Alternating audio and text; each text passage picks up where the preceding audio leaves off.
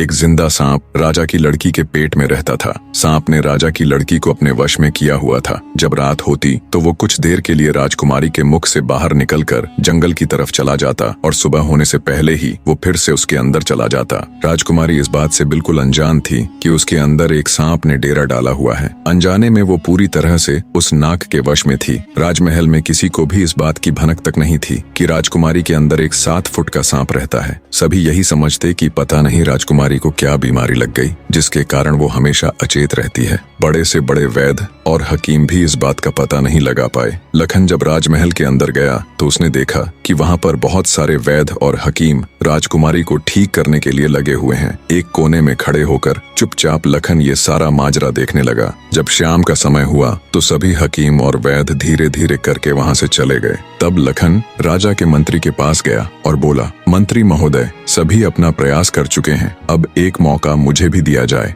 लखन की बात सुन मंत्री उसे अपने साथ ले राजा के पास जाता है और लखन का प्रस्ताव राजा के सामने रखता है। बेचारा हर तरफ से निराश हो चुका राजा एक बार अनमने ढंग से लखन की तरफ देखता है, फिर दुखी मन से कहता है, बताओ तुम मेरी बेटी का इलाज किस प्रकार करोगे। लखन राजा को प्रणाम कर बोला, महाराज, मुझे एक रात अपनी बेटी के साथ ठहरने की इजाजत दीजिए, तभी मैं किसी नतीजे पर पहुंच सकूंगा। एक बात और महाराज, मैं बिल्कुल एकांत में राजकुमारी के साथ रहना चाहता हूँ, तभी मैं अच्छे से ध्यान लगाकर राजकुमारी जी की बीमारी का पता लगा पाऊंगा। लखन की आत्मविश्वास भरी बातों से राजा के मन में हल्की सी उम्मीद जागी। उसने लखन को रात में राजकुमारी के साथ एकांत में रुकने की इजाजत दे दी। राजा की इजाजत मिलते ही लखन राजकुमारी के कक्ष में गया और उससे कुछ दूर एकदम चुपचाप बैठकर उसे देखने लगा। जैसे ही रात के 12 बजे का समय हुआ तो अचेत अवस्था में पड़ी हुई राजकुमारी के मुंह से सांप बाहर निकला और महल के परिसर से होता हुआ जंगल की ओर चला गया। ये सब देख लखन दंग रह गया। वो बिना कुछ हरकत किए चुपचाप वहीं बैठा रहा। जब रात का आखिरी पहर खत्म होने को आया तब वो सांप वापस लौटा और राजकुमारी चंद्रकला के मुख से होता हुआ पूरा उसके अंदर समा गया। दम साधे लखन ये सारा माजरा देखता रहा। सारा माजरा देख उसे समझते देर न लगी कि राजकुमारी की सारी बीमारी की जड़